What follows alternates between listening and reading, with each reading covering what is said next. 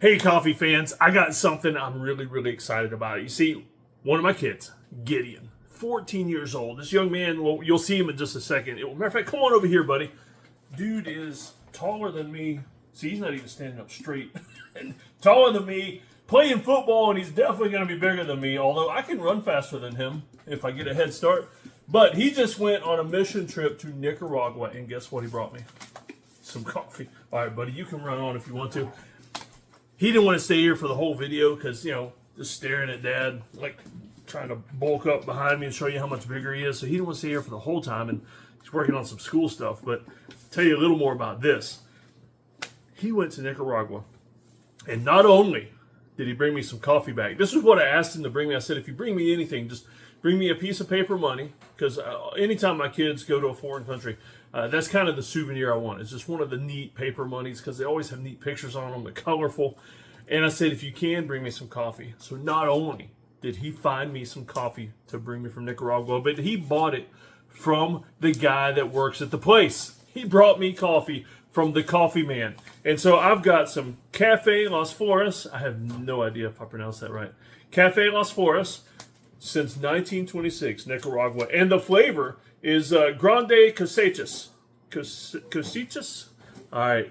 Feel free to tell me in the comments if I massacred the Spanish on that. But Grande Cosechas, gourmet coffee, 100% Arabica beans. That's awesome. And this is a medium roast. So it's not a light or dark. This is a medium. And it's got all the instructions and everything. And it's cool because everything on the packaging, at least on most of it, is in Spanish. Most of the cool coffees I get from other countries, Africa, Indonesia, places like that, they're never in their native tongue because, they're wanting to sell to the U.S. Well, he bought this in Nicaragua, so that's pretty cool. All right, so let me read you the story, and then I'll do another video and attach it to this one with the taste test. But the coffee of our land, Cafe Las Flores, is Nicaragua's finest coffee company. For over 3 generations, our family has taken pride in producing coffee that has been carefully cultivated from start to finish. Every step of our high-quality process assures the perfect development of our specialty beans into a cup of coffee with unique and recognizable taste. We invite you to visit Hacienda El Progreso, home of Cafe Las Flores, and enjoy a day on our working coffee farm. That would be such an amazing trip. I want to do that sometime. But he was just down there a couple weeks ago, so that's pretty awesome. And, of course, visit us online. I'll put the links in the description notes, and that way if you want to buy some of this, because I am a huge fan. If I coffee nerd about anything, and let's be honest, coffee fans, we all coffee nerd about certain things like sweeteners, creamers, temperatures, coffee makers, how it's made, we nerd out about everything. The thing I nerd out about most is I love single origin coffee. I'll drink a blend from time to time, or I'll drink some kind of fancy coffee from time to time, but I love single origin coffee. And this is single origin Nicaraguan Arabica beans.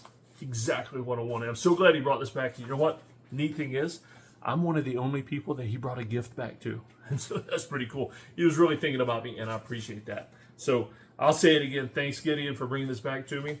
And just keep watching, and the taste test, it'll be here in just a second. All right, so guess what? I did that video earlier telling you about the Nicaraguan single origin coffee that my son brought me back from his trip. And you know what? I'm here in the office now. As a matter of fact, let me turn the camera around real quick. So this is the podcast studio.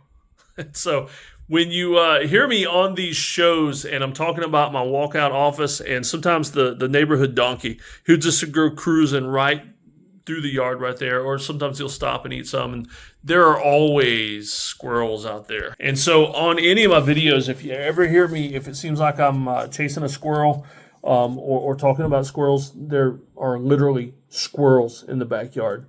And so I got busy doing a podcast right here and also a Zoom meeting with somebody on a future thing we're working on. And I almost drank all the coffee before I did the video telling you about the coffee. So let me tell you, it tastes as magnificent as I expected it to. It's really good. And so in the description, in the notes there, I'll put a link on there to the farm where my son bought this down in Nicaragua. And it was pretty cool. It does taste really good. Let me just get another sip here and so I can...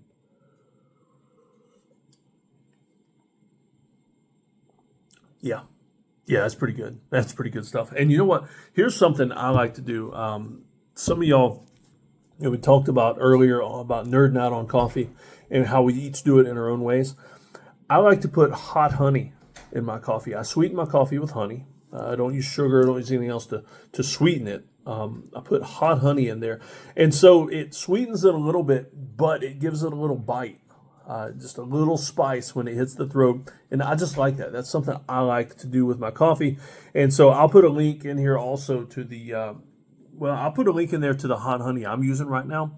There's a lot of different ones out there, and you can actually experiment with different peppers. I believe the one that I have right now has Scotch bonnet pepper in it. And so it's honey infused with Scotch bonnet pepper. It's actually, you can make your own. If you don't want to buy hot honey from somebody else, you can just get some peppers, get a thing of honey, and just drop those peppers in there. And be careful, though. You might burn yourself up. So just be very careful with that. But like I said, this Nicaraguan coffee is pretty awesome. So glad my son went on this trip. One of the goals that I've always had for my kids in homeschool was that they go on a mission trip to a third world country before they graduate high school, because I want them, they've grown up in first world America and always in a place that is very secure and safe, and they never wanted for anything. Not that we gave them everything, but they never wanted for anything. And I'm talking shelter, food, clothing, the basics. I want them to all go to a place where they help somebody else out that maybe doesn't have access to all those things, that maybe doesn't have everything that my kids had. Because let's be honest, here in first world America, we're pretty spoiled and entitled. And I'm not just talking about the current generation, I'm talking about all of us. And so I want my kids to see, the biggest thing I want them to realize is when they go to a place where people don't have everything, that those people don't realize they don't have everything. They're still happy. They may have very little, but they're still happy. And so my son went on this trip, and he was part of a construction team on this trip, and they built several houses while they were on here. I'm talking from the ground up. When they arrived, he was only there for a week, and they built several houses. So when they got there, they were actually mixing the concrete for the foundation. They were actually getting water and getting sand down the street, mixing it with the concrete mix, pouring the foundation, and then putting up the walls and the roof and the windows and everything else. And he said those people were so happy to have a house where before, like I said, they weren't unhappy. They didn't realize they didn't have all the things. But they were so happy because they went from a place with maybe no windows to just curtains hanging on the windows. No floor, just a dirt floor, just a wood stove in the corner or a fire pit in the corner. And they go from that to a house that this team showed up and built. Pretty amazing. And so my son came back with some pretty cool stories about there. And he still talks about some of the people that were there and that helped them build, some of the locals. And so it's something that I would always encourage you to do, because one of the things we don't realize all the time with coffee is that so many of us enjoy our coffee, but we don't think about where it comes from. And most coffee comes from places where people are paid almost nothing to harvest it and to process it. Then it gets here to America, and so many people will go to a, let's see, without saying names here, but they'll go to a store down the street where the logos are green and white and they have a mermaid on there, and it ends with bucks. And they'll pay $8 for a cup of fancy coffee drink and never once think about, somebody that's paid a few pennies to harvest that coffee and to process it and to dry the beans and grind the beans and all the things. And so that's kind of what I wanted my kids to think about while we send them on these trips without their parents. I want them to experience this without the parents tagging along so that they can see what it's like and actually see what it's like to help somebody. It's pretty cool. All right, so like I said, everything's in the notes as far as the coffee, the honey, all that kind of stuff. Hit me up, though, with any questions. Or, you know what? If you have any questions for my son about his trip, anything like that, just throw it in the comments. I'll get him to answer that for you.